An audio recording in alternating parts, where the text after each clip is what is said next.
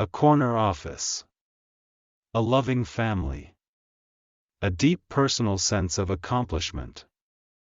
We all have goals to which we aspire. But even the best of us can sometimes feel that our aims exceed our grasp. If only there were a way to tap into our hidden potential. Well, as it turns out, there is. To get the most out of yourself and your life, you just need to develop the right habits. Imagine you're visiting a foreign city for the first time. The streets are unfamiliar, and the signs are in a language you don't understand. How will you find your way around? And how will you reach your destination? If you ask a stranger on the street, you may receive a few tips like, turn right, or take this bus. And sure, these may help in the short term. But eventually, you'll end up lost again. A more effective strategy would be to find a map, right? With an accurate picture of the world around you. You can find your own way, again and again. Well, navigating life is similar. While certain small actions can be useful, it's far more valuable to grasp a few fixed and guiding principles and make a habit of following them. When author Stephen Covey looked back at 200 years of self-help advice, he observed an interesting pattern. He found that most advice that is given followed one of two paradigms. The first is the personality ethic. This paradigm argues that success comes from learning a series of tricks and techniques. It says that if you talk the right way or complete the right tasks, you'll achieve your goals. This advice is attractive, but it often leads to rather superficial changes that don't make a fundamental difference. The second paradigm is different. It's based on the character ethic. This approach argues that there are underlying principles to success. These principles aren't specific to any one situation. They're deep, unchanging truths about the world. If we align our inner character with these rules, we'll achieve lasting results. Highly effective people make a habit of approaching the world in a different way. They realize that while we can't control everything, we can control ourselves, which brings us to our first habit. One of the crucial differences between humans and other animals is our capacity for self-awareness. Animals are largely beholden to external stimuli. When they encounter something in the world, they generally react in a pre-programmed way. In contrast, humans can pause, reflect, and decide how to respond. When you're proactive, you have the freedom to choose how to engage with the world around you and the opportunity to determine your own destiny. For instance, you can let unexpected rain ruin your picnic plans. Or you can proactively focus on the positives. Rather than brood about the weather, you can direct your energy toward enjoying time with your friends, despite the storm. Highly effective people make a habit of thinking things through, which brings us to our second habit. Begin every task with a desired outcome. Whenever you perform an action, whether big or small, you're actually doing it twice. You see, before you physically carry out a process, you must first imagine it by conjuring up a plan.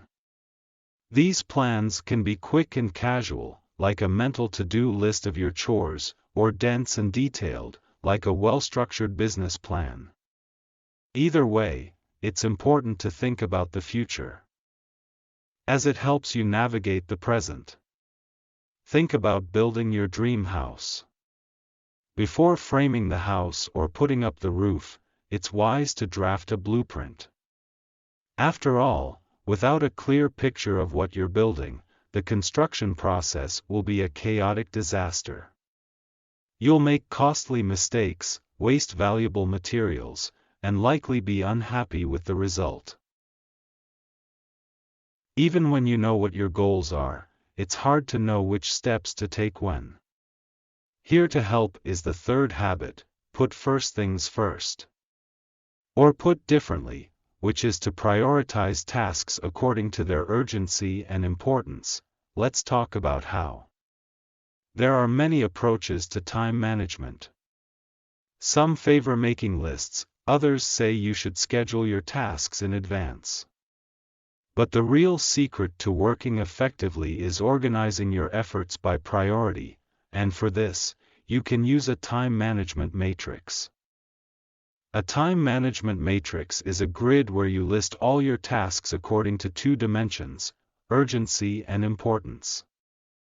To make one, get a piece of paper, and draw a 2x2 grid with 4 boxes. The top left box is quadrant I, tasks that are urgent and important, like a sudden crisis that can't be ignored. The top right box is quadrant II, tasks that are important but not urgent, think long-term projects like building client relationships. Bottom left is quadrant III, this is for tasks that are urgent but not that crucial, like answering the phone. Finally, bottom right is quadrant IV, this is for everything that's neither urgent nor important, like playing solitaire. Once you've divided up all your duties this way, it's easier to see where to focus your efforts. While the items in quadrant I are important, it's really the jobs in quadrant II that deserve special attention. These are often the most overlooked because they don't feel as pressing. However, they're still important, and often come with the biggest efficiency payoffs. If you address them early on, you'll help prevent new items from appearing in quadrant I. If you use collaborative thinking, most situations can be mutually beneficial. That's why effective people make use of a fourth habit: ensure everyone has a positive outcome. Throughout life, we structure our relationships using certain paradigms that shape how we interact. For many people, the dominant paradigm is a win-lose worldview. This means they see every exchange, whether personal, business, or other, as a competition in which getting what you want means the other parties can't get what they want. While this paradigm is useful in some contexts, it's disastrous in others. It makes everything a competition, turning potential partners into adversaries. This breeds distrust and disharmony, and, eventually, makes both parties losers. For example, imagine a sales team in which only the top-performing person gets a bonus. The rest get nothing. This is a win-lose arrangement that incentivizes each player to care only about himself. People who feel like this may hide leads, or worse, sabotage each other. The result? Fewer overall sales. There is an alternative to this, and it's the win-win paradigm. This worldview ditches competition in favor of collaboration. It seeks outcomes that benefit everyone involved. For that sales team, this could mean giving out bonuses only when everyone reaches individual sales goals. That way, one salesperson's win is also a win for everyone else.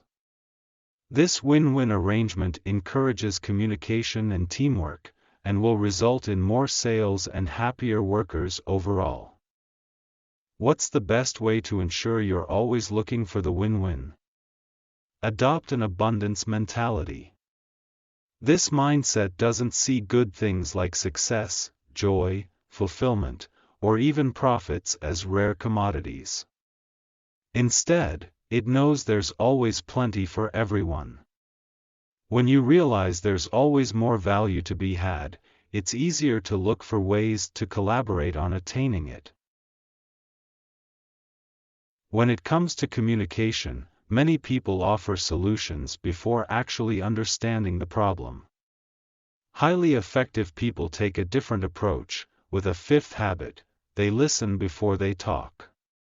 Good communication is at the heart of any meaningful relationship. Unfortunately, most people only hone their speaking skills, that is, they seek to be understood. However, that's just half the picture. To really cultivate personal connections, you must also understand.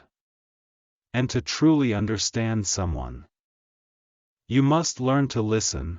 Of course, listening means more than simply hearing. It means actually grasping another person's thoughts and feelings on a meaningful level.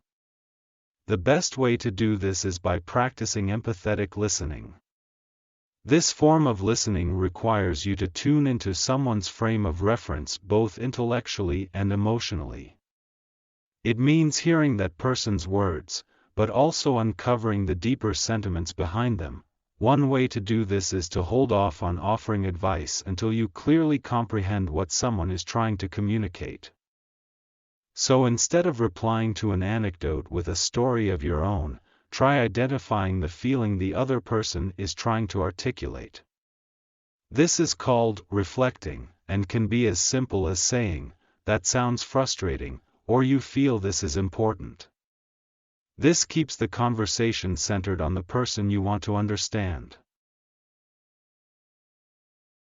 In nature and human relations, the whole is often greater than the sum of its parts.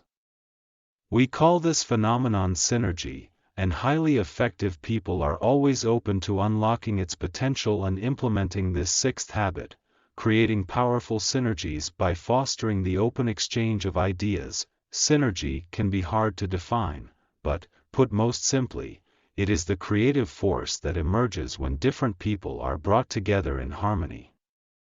You see, every person is different, and each individual comes with a set of strengths and weaknesses. So when groups work together, they can actually reinforce each other's positive attributes while mitigating their negative ones. In the end, a better whole is born. Even the most driven and dedicated workers will eventually burn out if they don't take breaks. For this reason, the seventh and final habit of highly effective people is all about rest and renewal. Make the time to take care of yourself. As you strive to achieve your ambitions, it's easy to get so caught up in outward action that you neglect to nurture your own well-being. Of course, this is a dangerous oversight, because without a well-maintained body, mind, and spirit, all your other effective habits will start to suffer. So it's crucial to allocate time and energy to renewing yourself continually in 4 different dimensions. The first is the physical dimension. This means taking care of your body with regular exercise, proper nutrition, and plenty of restful sleep. The second dimension is spiritual. Renewing this dimension is all about getting in touch with yourself, your values, and the beauty in the world around you. The third dimension is mental. Just like your body, your brain needs regular workouts. Stay sharp by always learning something new. Practice new skills, read new books, or try picking up a foreign language. The fourth and final dimension involves the social and emotional aspects of your life. Pursuing efficiency doesn't mean you have to sacrifice your social life. Just the opposite. In fact, it's crucial to nourish both your personal and professional relationships. Check in regularly with loved ones, chat with colleagues, and play with your children. Thank you for watching. Please subscribe and stay tuned for more book discussions.